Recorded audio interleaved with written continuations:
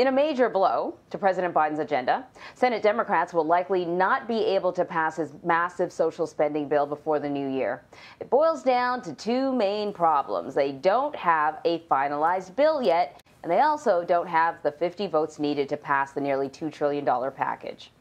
The Senate's most important swing vote, West Virginia Democratic Senator Joe Manchin, continues one-on-one negotiations directly with the president. So for more on those critical talks, let's bring in Nikole Killion, who is on Capitol Hill. I guess it's no surprise that it's Joe Manchin sort of at the center of this whole thing. Talks are expected to continue between Manchin and Mr. Biden. They've known each other for a very long time. Do you have any insight on what's happening during those conversations? Well, you know, earlier in the week, we were told that these discussions were being constructive and productive. And by yesterday, a source told me that they're going very poorly. So, you know, clearly things have kind of gone downhill. And really, you know, that doesn't mean that they're leaving the table. But, you know, bottom line is they're just not there yet. And so much of this has to do with the price tag of the bill.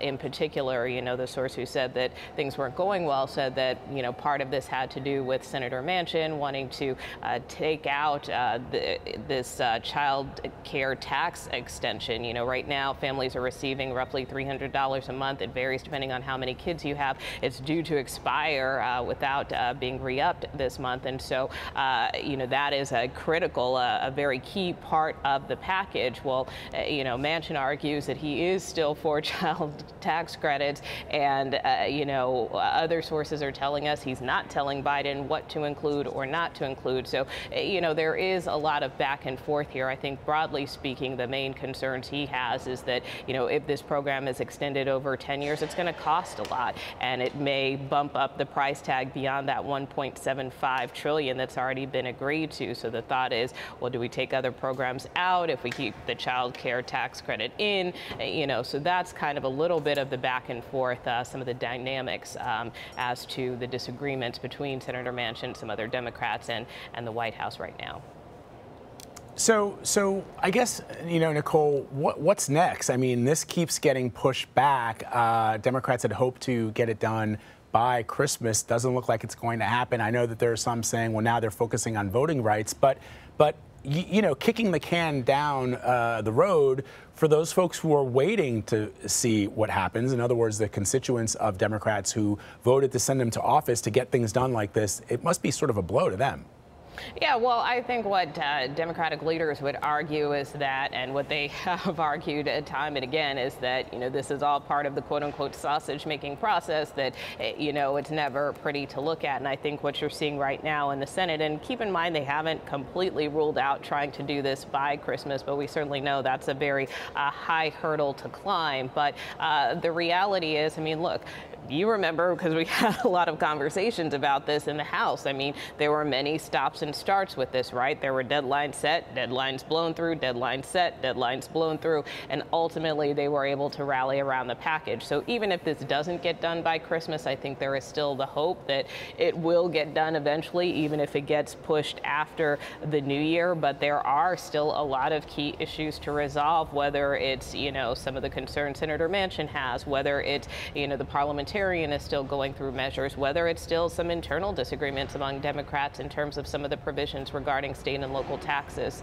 and immigration. So, you know, all of that, can it get resolved within the next week?